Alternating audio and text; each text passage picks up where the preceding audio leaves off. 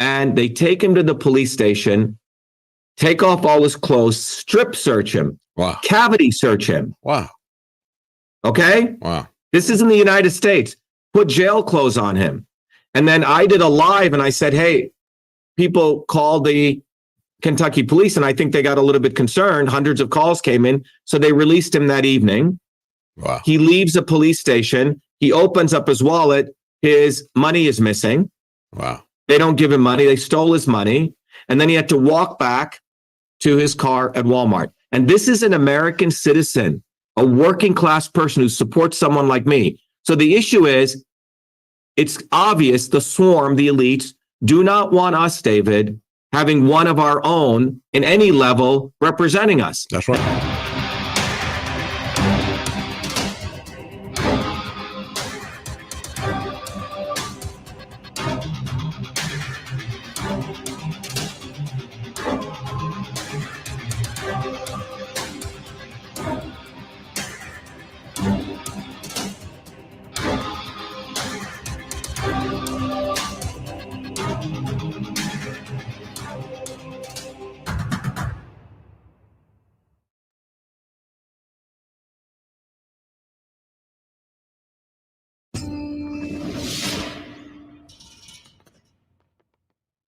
All right, joining us now is Dr.SHIVA Ayyadurai.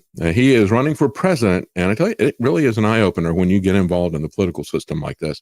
His website is Shiva, the number 4, president.com. Shiva for president. And, you know, as we're talking about, we want to talk about ballot access specifically, but there's broader issues that are involved here as well.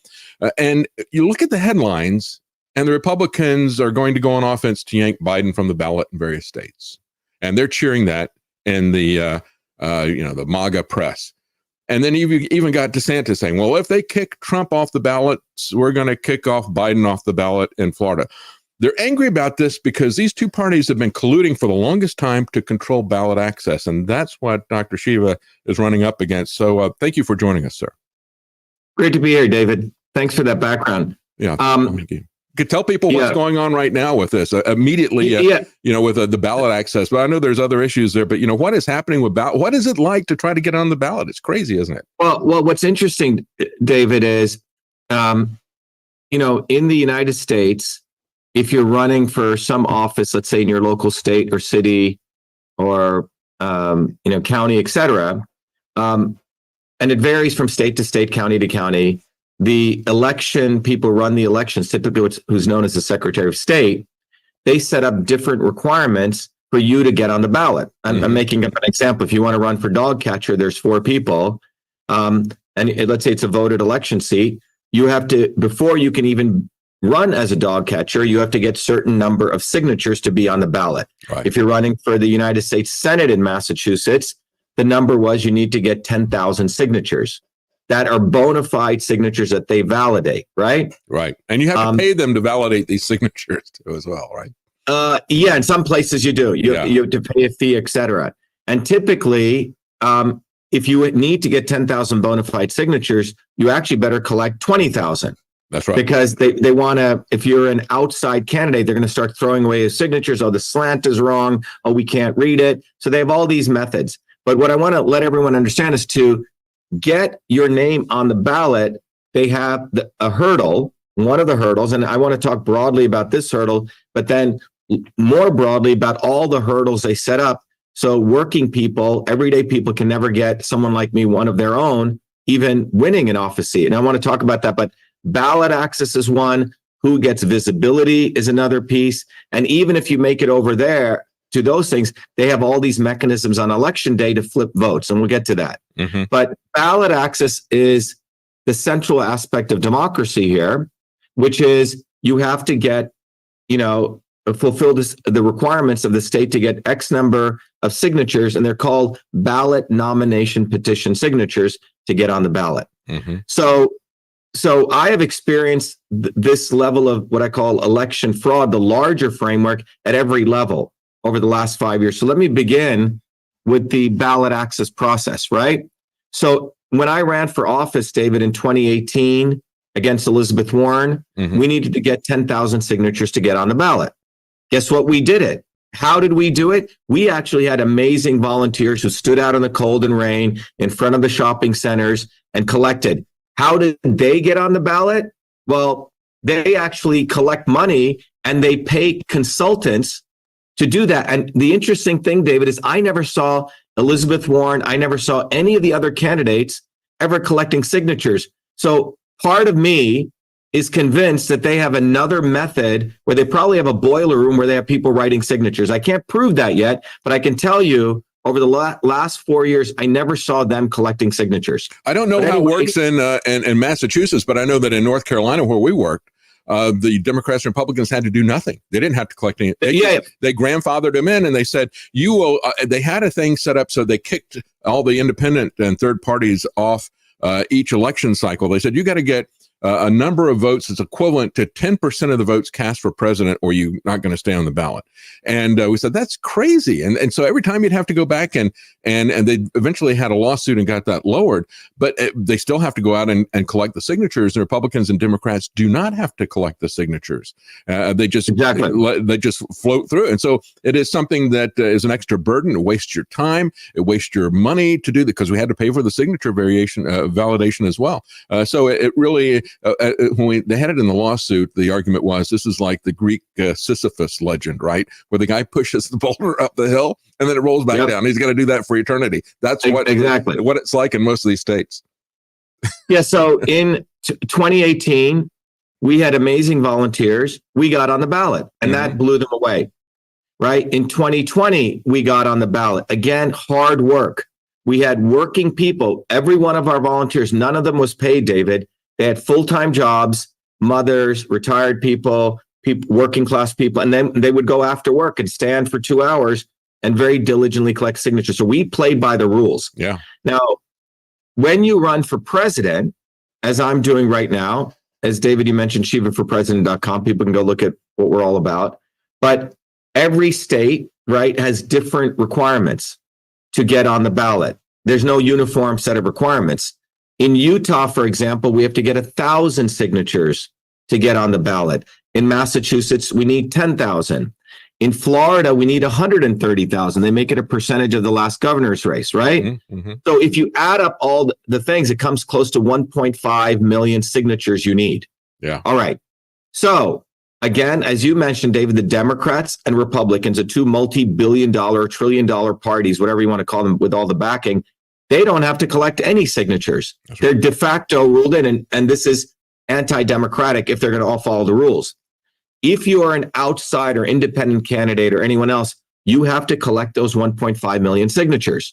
Now, how do you do it? Well, if it's legitimate, you have volunteers who love you, who are willing to be dedicated. They go out and collect.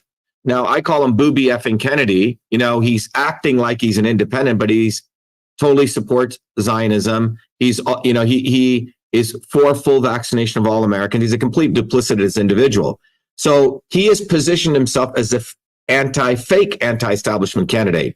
So in Utah, David, you needed just 1,000 signatures. And so what he did was he went and did backroom deals. Oh, I can't collect these signatures. And then goes online and begs for people to give him money. And some big PAC gave him $15 million. To collect 1,000 signatures. Right. 15 million.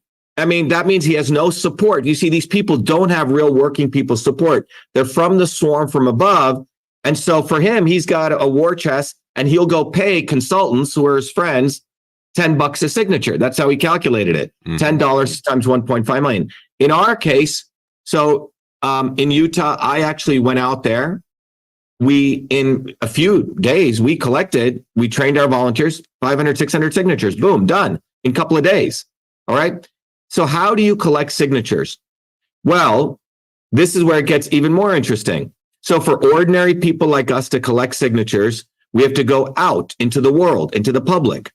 Well, the typical place that people have found consistently the best place to collect signatures, if you have a retailer like a grocery store, like a Harmon's in Utah or a Whole Foods or a Star Market, you typically go stand outside.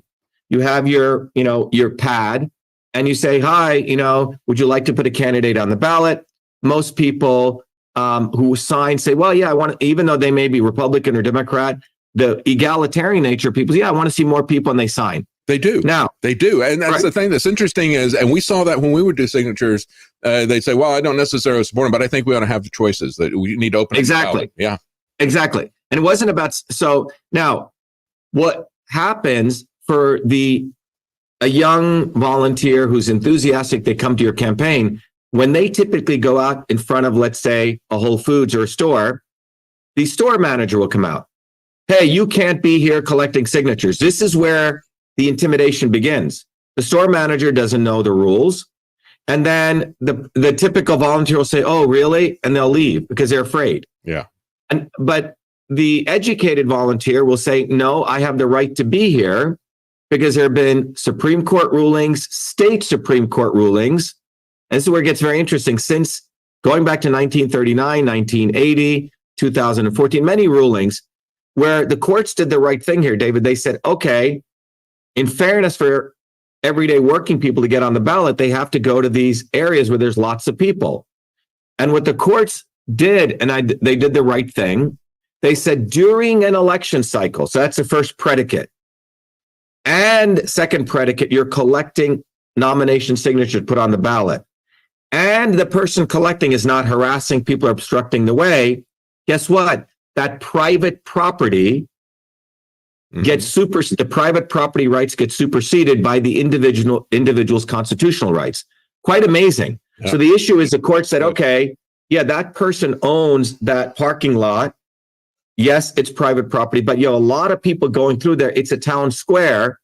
And so the court said during an election cycle and when they're collecting nomination signatures and they cannot be obstructing, harassing people, they have the right to collect nomination signatures. One of them was a Pruneyard ruling that went up to the Supreme Court. Let me ask you, what was the date on that? Because it's 1980. That's good because, I talk many times when I talk about censorship and the digital public square, as Jack Dorsey said 8 or 9 times under oath when he's being asked about it.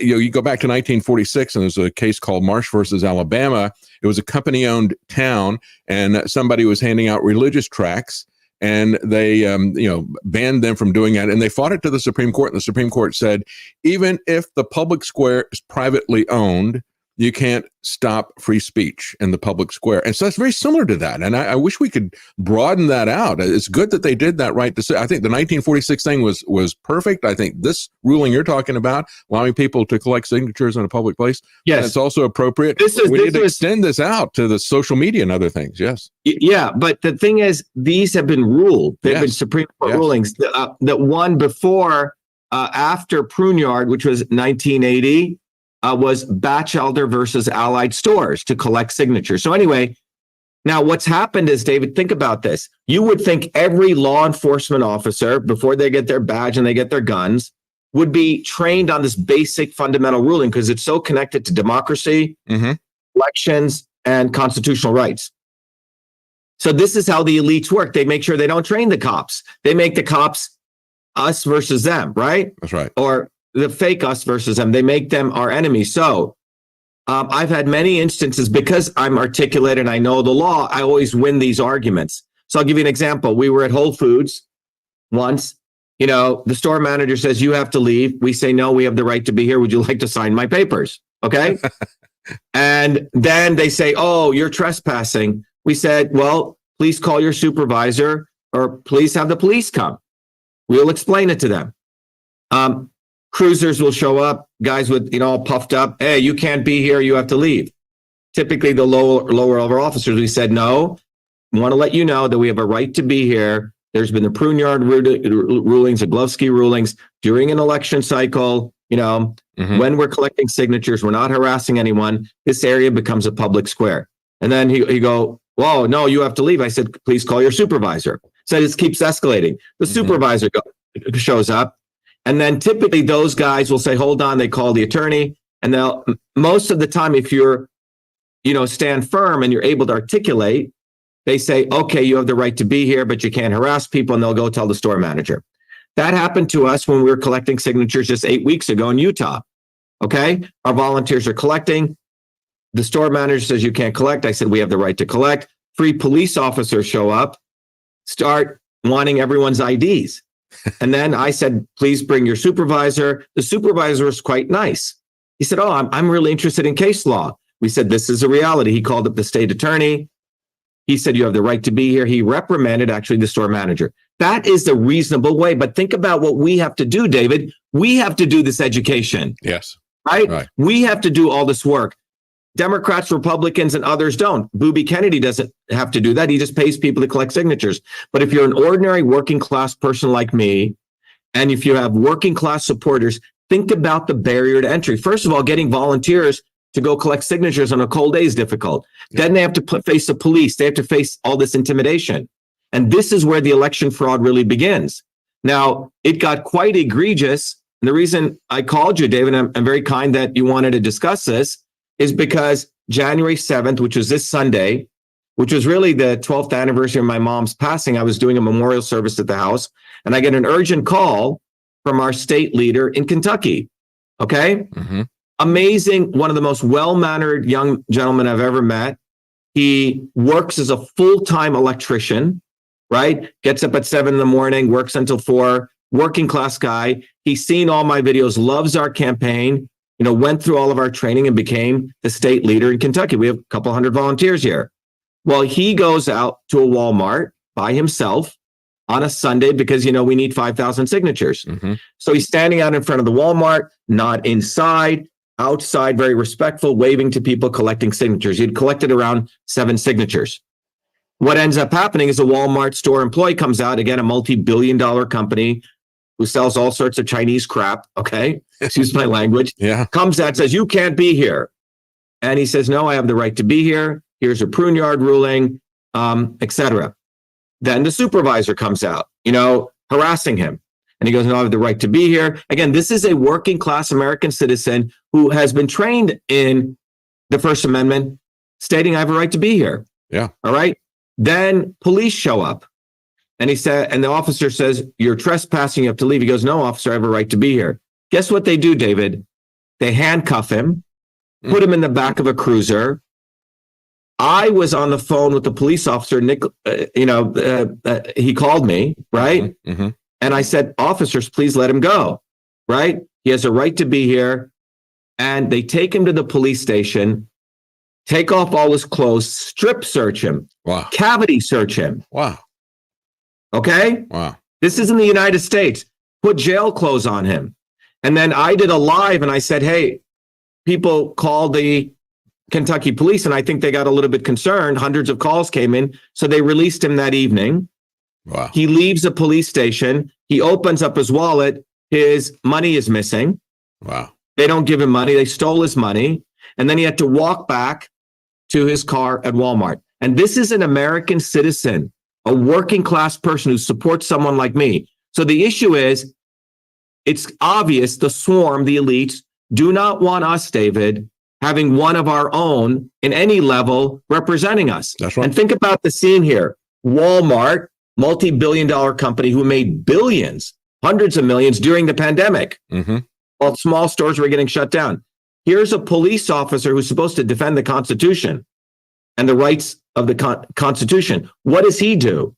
He serves a multi-billion-dollar company's rights.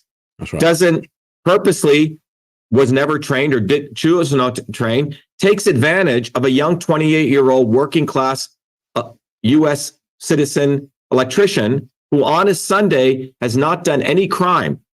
Handcuffed, put in the back of a cruiser, strip searched, cavity searched. Wow. And his money stolen. Wow. And this is the level of how the elites do not want any one of us, David. I mean, I think I deserve to have a shot at being president. Yeah. Okay? Yeah. You have to get on.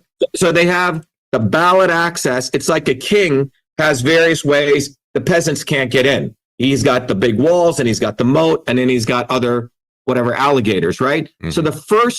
So when you step back at this, and I've experienced all 4 of these things. Number one, they deny visibility to outsiders, meaning you don't get on mainstream media. You don't get to be on the debate stage. I experienced that in 2018. We collected 20,000 signatures. We got ballot access. I was the independent candidate. I was supposed to be on the stage. I hit all the poll numbers. Mm-hmm. Elizabeth Warren, the Republicans, and the Democrats colluded. That's right. To keep me off the debate stage. They've always done that. Yes. I had to take $20,000 out of our bank account, hire a lawyer. That lawyer, as he was representing us, he turned out he was a big Paul Ryan supporter. So he actually screwed up the case on purpose. So we were denied all the mainstream media visibility, all the debate, because they knew if I got on, I would win. So one is who gets visibility. And right now you can see the elections, Trump gets visibility, Biden gets visibility, Haley. They even went and found a brown-skinned guy who looks like me, who speaks anti-establishment, but is the most pro-Zionist establishment guy you can imagine.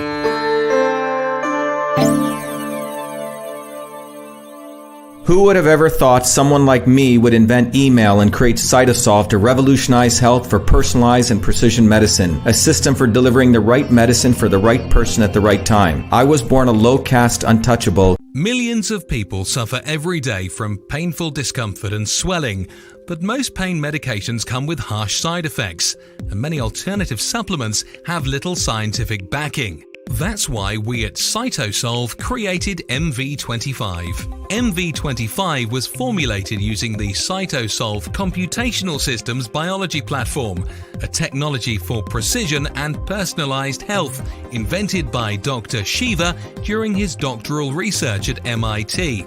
This formulation is the result of computing trillions of potential combinations of biomolecular interactions derived from thousands of peer-reviewed scientific papers published across 4 decades by 68 research institutions to discover an optimal synergy of compounds that downregulate biomarkers of discomfort and normal swelling. Hi, I'm Barbara Ann. My hands would cramp up so that I couldn't hold cards or knit or crochet, and they would go like that. And I'd have to use this when I played cards with my grandkids, and I started taking that MV25. After a bit, I was able to hold cards in my hand, very, very little cramping, hardly at all anymore. MV25. Hi, my name is Sandy. I'm a Taekwondo instructor. I tore my ACL during Taekwondo. I had a lot of pain and limited mobility. I've been taking the MV25 for about 6 months now. After the first week, I noticed a big difference. After the second week, almost literally no pain. My name is Jeremy, and I suffer from a lower back problem. Hurt my back at work years ago, and I can go to the chiropractor, do all kinds of different things, and nothing seems to help. And I decided to try MV25. I didn't notice a difference immediately, but within a few days, the pain went away, and it stayed away. I've continued to take it, and even when I do things that I shouldn't do, it seems to go away a lot quicker than it ever did before. MV25 is certified clean, 100% non-GMO, made in America, and GMP certified for good manufacturing practices. MV25 is CytoSolve optimized, which means that this formula has been engineered to maximize benefits while minimizing toxicity based on current research curated by CytoSolve. As the science advances, so will this formulation. This is our promise. Order online at mv25.life. Consult your doctor before taking any supplement or medication and use as directed. MV25.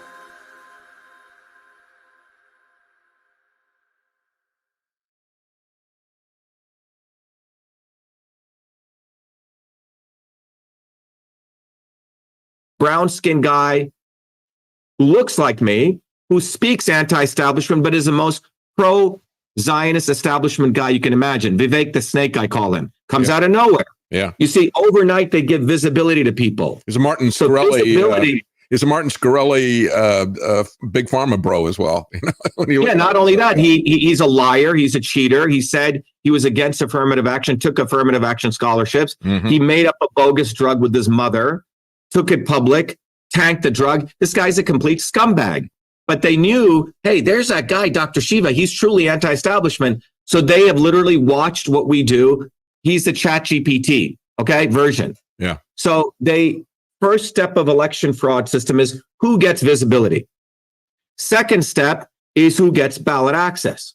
Now, what occurred to us in 2020 was we got ballot access and we had massive visibility, David.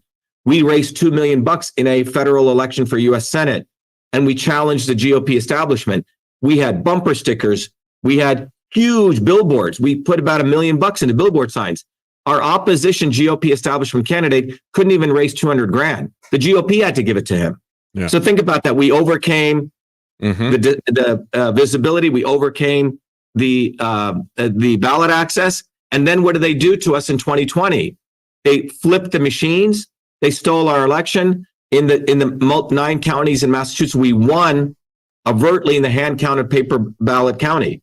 Everywhere else, 60-40, 60-40. That resulted in my famous lawsuit where we exposed how the government colludes with social media. I'm not going to go there, but I have experienced as a hardworking American all levels of these 4 levels of election fraud. They have the election fraud on election day, which I've talked about and written about and done major papers about, right? Which is a signature verification, the chain of custody. But the real election fraud begins with who gets visibility and who gets ballot access. So in the United States right now, we have to get on the ballot in every state. The unfortunate thing for them, David, we have about 100,000 volunteers, working people. And this is what scares them so much, is that we will actually do it legitimately. Notice I've not asked for money one time during this conversation. People want to volunteer. Great.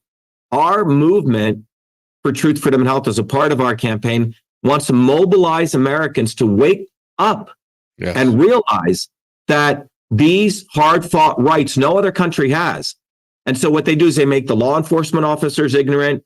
They make people ignorant to assert their rights. When you assert your rights, they do cavity searches and they strip search. Yeah. It's crazy. So if anyone listening, you can tweet all day. You can talk about how bad the world is, but we are actually on the ground, actually where the rubber meets the road, fighting one of the most important fights, which is ballot access. That's right. And doing it the legitimate way, not begging for money like Booby Kennedy or the Democrats or Republicans. We're actually mobilizing people who go out in the midst of their busy schedules, stand out in the cold, 100 people pass by, 5 people will sign. That's a lot of effort, David. But that's the kind of people that have come to our campaign. I agree. Yeah. And you know, when you look at this, it's always made me so angry. It's one of the reasons why I don't like Democrats or Republicans, especially the institutions that are there, because you go back and you look at the ballot access and then being able to get into the debates. Even if you jump through all these extra hoops that they set up for everybody else, then they still won't let you in the debates. And the debates used to be run by the League of Women Voters. And then they would apply a different set of rules, and you would get a few independent and third-party candidates in the debates. And so then the Republicans and Democrats looked at this and said, oh, we can't have that. So they created a presidential debate commission and other state commissions. What they did in North Carolina was they created their debate commission was run by the media, by the press. And the press colluded with them to keep anybody except for Republicans and Democrats out of the debates, because they're looking at the people who are going to give them money and who always give them money. And so they would set up these different constructs. They would change who was there. And they say, well, you know, we've created this presidential debate commission, and it's a private entity funded by the Democrats and Republicans. So they can make any rules that they want. They can exclude anybody that they want. And they did the same thing with the press. And we saw the same game being run when they were censoring people on social media. They said, well, these are private companies. They can do whatever they want. And we knew that the censorship was coming from the federal government. We knew that the exclusion was coming from the Democrat and Republican parties when it came to the debates and when it came to the ballots. It's so transparent, but they always use these fake constructs to bamboozle people. It truly is annoying. Beyond and David, they know now people are waking up to this. And so what they're doing is they create the fake anti-establishment people, what I call the not so obvious establishment. Yeah. People who are gotten very good at watching the videos I do, you do, and saying, oh, people really like that. So you have now people just talking the talk. Booby Kennedy just talks the talk, right? Or Trump, or all of these people, or Alex Jones, or Joe Rogan. They have the media, the know, and the media is a part of that. They have the, but they create mainstream alternative media, if you will. I call them the Yes. MAGA bird press, Operation MAGA Right. bird instead of Mockingbird. Yeah. Right. So now they have the old media, and now they have the neo-establishment media of the grifter media network, right? Mm-hmm. And so we're in a very important time, but our campaign, David, is giving people this unique opportunity to understand this dynamic, to become truly enlightened citizens. And then we say, hey, look, get on the ground. Get on the ground. Hand out a flyer. People can go to shivaforpresident.com. Let people understand that what's been going on in this country for the last 60 years, the lifespan of your child now is less than you. If you have a child right now, it's going to be short. That's right. We want people to exercise these rights. Yes, it's hard to go collect signatures, but do it, because you will have this incredible experience. Because you have to realize, wow, I have to collect signatures. I got to collect 150,000 signatures in Florida. How do I do that? Well, that means you got to have, 100 volunteers who each collect 1,500 signatures. Well, how do I do that? That means you got to make sure you got to mobilize people. Then you got to motivate people to go out. That's a lot of work. They don't have to do anything. These people are all cheaters. They never work. They never work. They never work. They talk about working. We're patriots. We want to work, right? Yeah. And by the way, it's like that and God created Trump thing, talking about how he works all day and then he delivers his grandchild and then he has to, make lunch for himself and everybody else. I mean, it's like, what in the world? It's totally made up, Anyway, right. Sorry. Yeah. It's well, David, I think this is a key. What they're doing is, I was on a video interview with a young gentleman, he's in his 20s. And he was like, yeah, Vivek, the snake says a lot of good things. I said, listen, your generation better realize you have to look at not what people say, but what they do. That's right. Because they're watching Chat GPT. They have predictive analytics. They will just say anything now. That's right. Oh, yeah, January 6th was a conspiracy against us. Okay, they'll just say that. They don't know what they're saying. They'll say anything they need to say to win people back to the establishment. That's right. And that's what this is about. As people break, they want to bring people back in. Yep. And they do not want people. In closing, what I want to share, David, what we're doing is we're telling people we got to build this bottoms-up movement. We have to go do the work. And what you realize is that the establishment does not, it's really class war in some ways. They do not want, they have started the class war. The elites, in this case, protected Walmart, a multi-billion-dollar company, quote unquote, property rights, versus the individual's constitutional right to rightfully collect signatures during an election cycle and ballot day. That's what the cops are trained to do.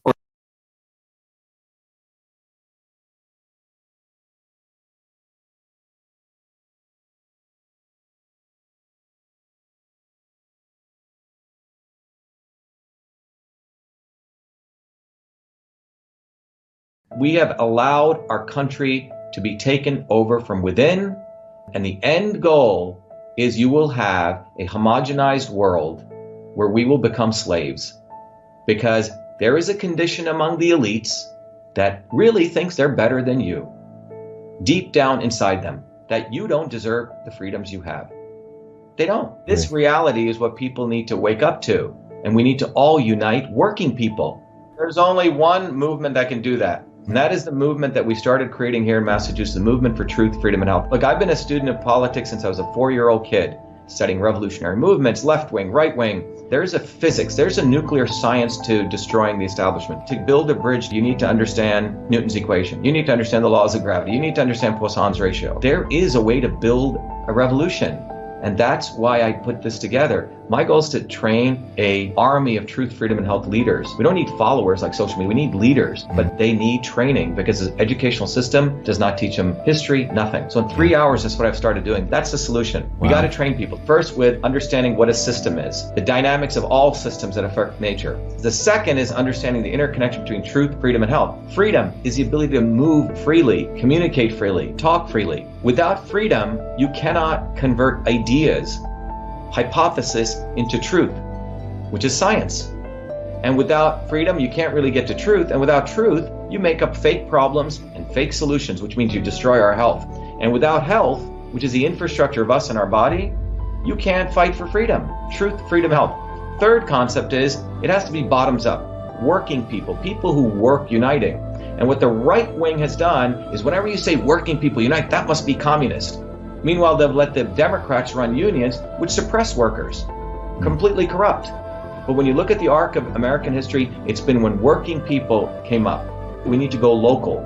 Every solution I'm coming up with as a part of this movement, we're giving the science, which is the truth, and then we tell people what they can do on the ground. Like with election fraud, you don't need to wait for some lawyer. Our goal is to train people to go local, to go local, to go local, fight locally. Forget lawyers, forget politicians, forget celebrities.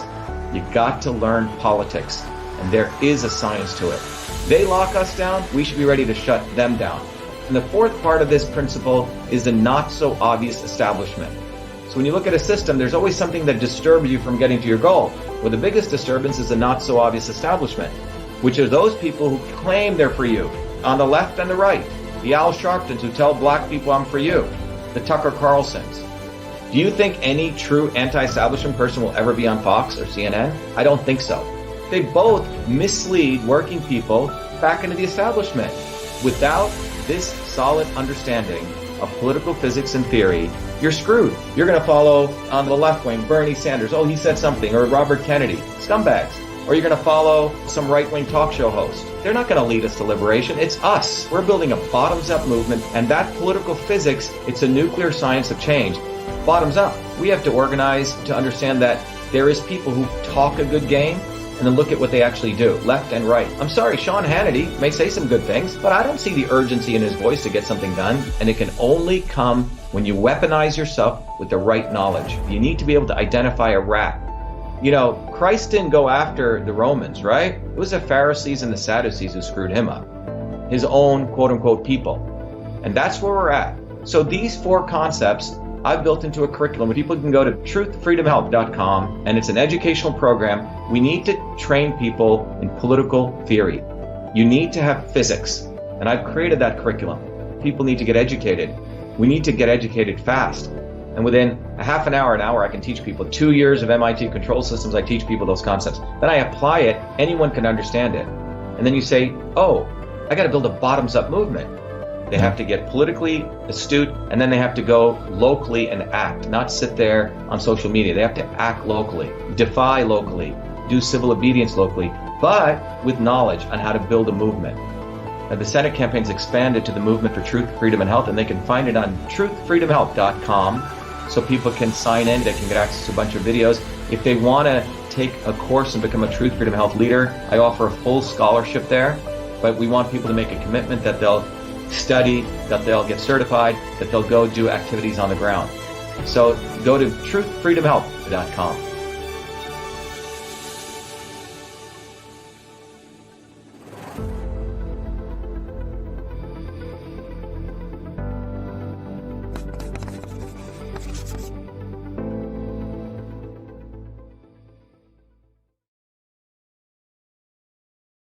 Versus the individual's constitutional right to rightfully collect signatures during an election cycle and ballot day. That's what the cops are trained to do, or not trained to assert the constitutional rights. And this is deliberate.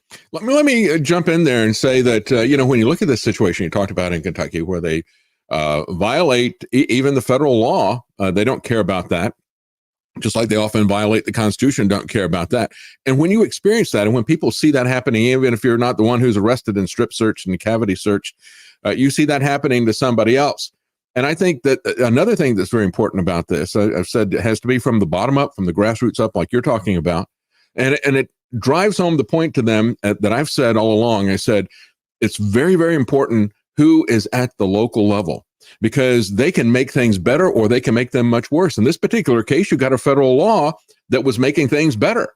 And then you got the local officials there, the police and whoever is over those local officials. They need to be held accountable in this next election. And I hope that is something that people who are watching this and your signature effort, I hope they pay attention to those local elections, whether it's somebody who's a sheriff or whether it's the town council that's going out and hiring these police.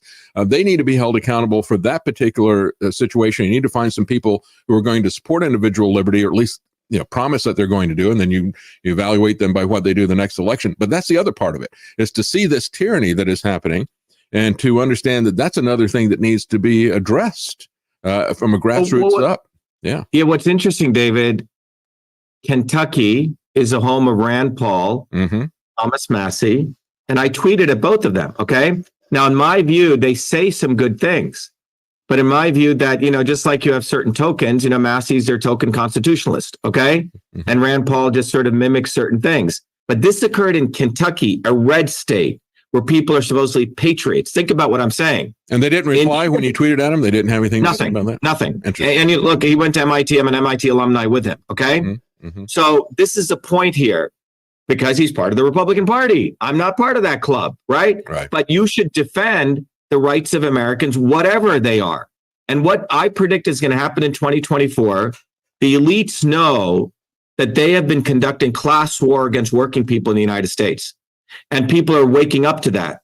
Yes. So in order to subsume that reality, they're going to have blacks versus whites fighting, red versus blue. And that's how you started this conversation, David. Ooh, Trump versus Biden. Trump is somehow the victim to Biden. And Biden, you see, so they're going to create the red versus blue, quote unquote, civil war. And it's very vital to them, not just for their political control, but even for their economic control. Jordan Schachtel has an article saying, you look at the Washington Post. They're going bankrupt before Trump, and then they had a real boom during Trump, and now that he's gone and they've got a cadaver in the White House, the Washington Post is on the ropes again. So it's to their advantage, just like it's to Biden's advantage and all the rest of them, to come after Trump, to make him a victim, because it energizes their base, it energizes Trump's base. They get everybody involved, and it's all over the personality. It's not over anything that has to do with them at all. It's not about any issues. It's about these two competing personalities. It's wrestling. It's professional wrestling. Exactly. Yeah. And this is a very important point, David. I think, I've made for a long time when I figured this out when I was 17, that this is WWF, we used to be called WWE wrestling. And the promoters of the fights are the ones who make money because they got to hype it. That's the promoters here are the media companies, right? That's right. So Washington Post, New York Times, without this fake dialectic, they make nothing. And what's even more interesting is when you actually peel away the layer and you find out that the person who owns WWE, the person who owns UFC, I'm talking about the actual person, the person who owns the biggest Hollywood agency, which owns all the actors, and the person who owns many politicians is one guy, Ari Emanuel. Ari Emanuel, Rahm Emanuel's brother, owns, formerly known as William Morris Agency. He owns all the A-list actors, Joe Rogan, all these people. In fact, he was Trump's agent for his books. Trump was going to bring him as his chief of staff. But one gentleman who's, by the way, pro-Zionist, very close connections with Mossad, et cetera. One person in the United States whose brother is Rahm Emanuel, and you can go study the history of this person, is a pro-ultra-Zionist who owns WWE, which is to entertain the masses. He owns UFC to, again, distract the people. And he owns pretty much every A-list actor in Hollywood who zips up. Yeah. And he's the agent. He was the agent of Obama. He's the agent of Joe Rogan and the agent of Donald Trump. You can look at this.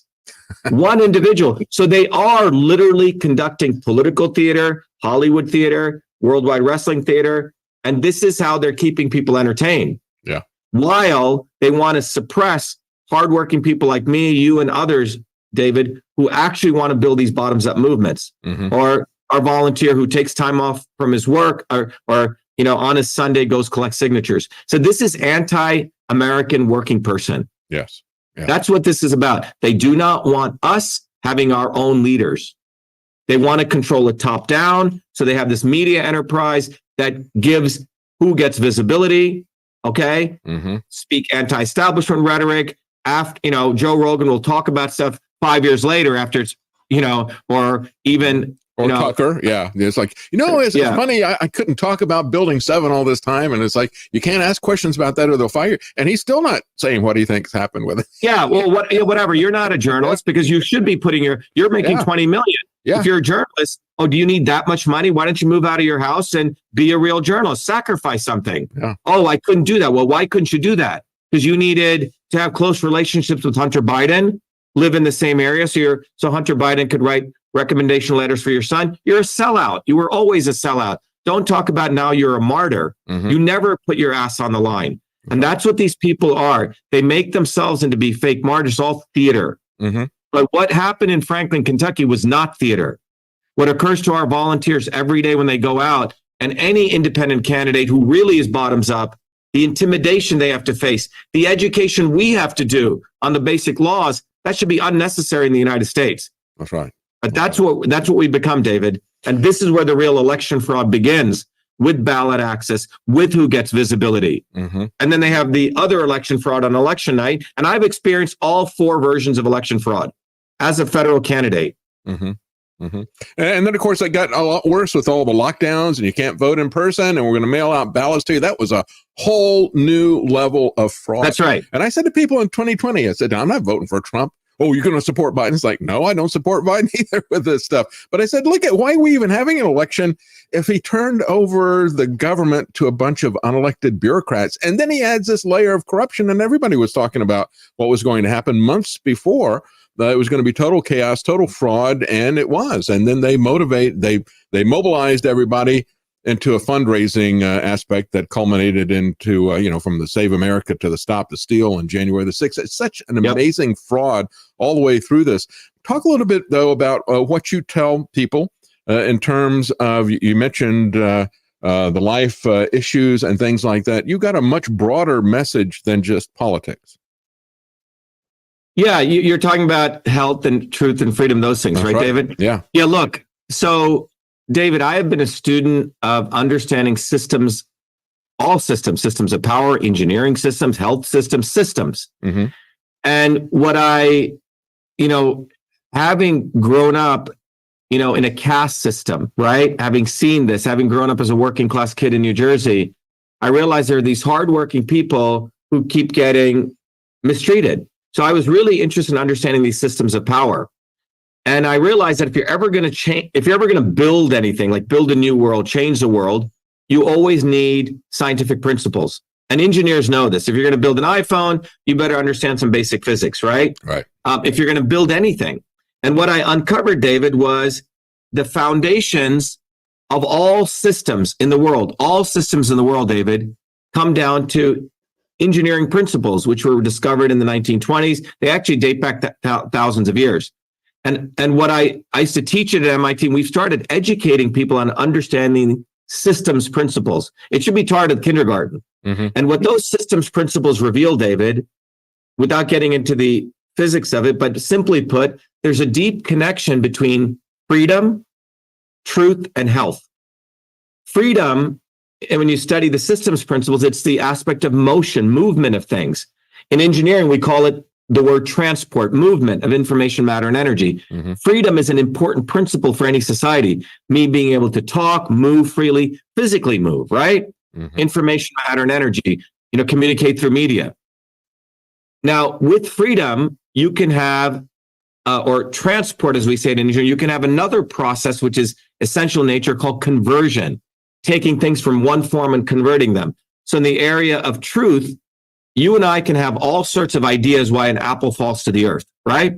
But when you have freedom, scientific freedom, where you can have discourse, we have to put all of our ideas, you have to apply the scientific method, you have to do experiments, and then you have to validate it. That's the conversion process in this case, right? Of taking ideas, in the open marketplace of ideas, you come to truth. Truth is really a verb, right? Because it's always being refined, right? Because you may find today that, that the laws of motion relate to a certain body of laws, but when things move at the speed of light, you have to change them. That was Einstein's, right? It wasn't Newton was wrong, but you have to refine it. So truth is a process that cannot exist without this process of free flow of information. But when you have freedom and truth, now you can talk about your physical infrastructure, health, your physical health, right? The health of your economy, your country, but you need all three. Without health, you can't really fight for freedom or truth. So you need all these three. So our movement, our campaign, as we have in our bumper sticker, by the way, quick little pitch. I want everyone to go get one of these because you can reach 100,000 people if you place this on the back of your car. It's a way that you can have a lot of freedom. But truth, freedom, and health basically says you can't just talk about the First Amendment and Second Amendment. You have to physically take care of your health. You have to learn how to take care of your economic health. And you have to learn the process of science, how you achieve truth, right? So that's why, David, I think you and I concur. When you look at it from a truthful standpoint, Trump is not one of us. He didn't fight for us. That's okay. Right. He did. Alex Jones is, you and I have talked about this, is theatrics. Yeah. He knew Trump was bad, but he was making money selling his supplements to the MAGA crowd, right? That's not a truthful person. That's right. So when you are willing to truly be a fighter for truth, freedom, health, you concur and you come to the conclusion that we need to build a bottoms up movement. So our campaign is number one based on health. One of the areas is healthcare. And by the way, every Thursdays, David, we do orientations, open house. Thursday at 11 a.m. or 8 p.m. People can go to Shiva for President /town hall and sign up, or vashiva.com/orientation. We do these open houses, and our open houses, David, rotate. Okay. Mm-hmm. One open house is on healthcare. And when we talk about healthcare, David, we don't say after I get into office. We actually teach people what the immune system is, how they can take care of their immune system. As a PhD in systems biology, that's my full-time job. You take care of your immune system, you take care of your entire body. The immune system is deeply linked with aging systems. So we're teaching people that, David. We're teaching millions of people right now. Becoming president, I'll use a bully pulpit of the White House to reach billions. The next thing we talk about is environment. What is our environment policy? Support your local farmers, support local food. Once you get into that, a different economy establishes. We teach people how to do that at our open houses. Next, we talk about education, David. Since 1970, after the Department of Education took over, people are not learning how to think. They're being told what to think. Yes. Now, how to think is the systems process. We live in a world of complex systems. So, I've built a whole body of curriculum that I've been doing for years at truthfreedomhealth.com. We train people. It's free for anyone 13 through 18. And if you're an adult, you take it, you can give it away free. It's in homage to one of my mentors, Jay Forrester, who believed that at the young age, we have to teach people how to think. Systems thinking is a way. So we teach people that. Innovation, David. Innovation, you don't need to be in Silicon Valley. You don't need to go to MIT. Here's my copyright for the invention of email. I did this before I came to MIT, when I was a 14-year-old kid working in Newark. So they're very smart people outside the bastions of major academia. And that's where most of the great innovations came from. A 14-year-old boy actually created TV in Franklin, Idaho, right? So it's important. So we teach people as an innovator, what are the 7 key critical things to innovate, right? But we are doing these in these open houses, David. We're doing more than the National Science Foundation. And then we teach people governance. What are the attributes of a leader, right? Do you say the right thing at the right time? Tucker Carlson is not any leader. He delays truth. Glenn Greenwald is not any leader. He watches which way the wind blows, That's right? These people are using, when they expose truth, it's for entertainment value. They never say the right thing. And in fact, when they expose truth, they expose a little piece of it. Yeah. And then finally, David, we talk about the economy. Last open house, we actually taught people what compound interest is, okay? Why you should take, what is a diversified portfolio. No other presidential candidate is teaching people. We are teaching the working people how to take care of their bodies, how to eat the proper foods, how they educate their children from a system standpoint and so on. So our campaign is already delivering solutions. And the entire, our movement is delivering solutions to win truth, freedom, health. That's what we're about. And that's what I've been doing all my life, David. These people create problems. I create solutions, right? They create problems. We create solutions. It's very simple. And if you can look at this graph, David, look at the problem they've created. Since 1970s, 60s to today, if you have a child today, your child's lifespan is going to be shorter than yours. That's right. They create problems. That's right. They create problems in ballot access. Everywhere they go, they create problems. And then, like you said, David, they create the dialectic. Ooh, I'm going to solve the problem left and right and give me money, send emails, give me money. So they create problems, they create the chaos, and they need that to run their business model. Yeah. Oh, absolutely. Yeah. It's, and it's by design. I mean, they're not they're not stupid. They're not flunkies. They weren't deceived. It's a very clever, calculated thing. And so that's why it's important for you to counter this and to show people. You know, I talk frequently about just the free speech aspect and propaganda and how this has grown from newspapers to radio to television. And then when they go to social media, what does that bring to the table? Now they've got a closed loop feedback system.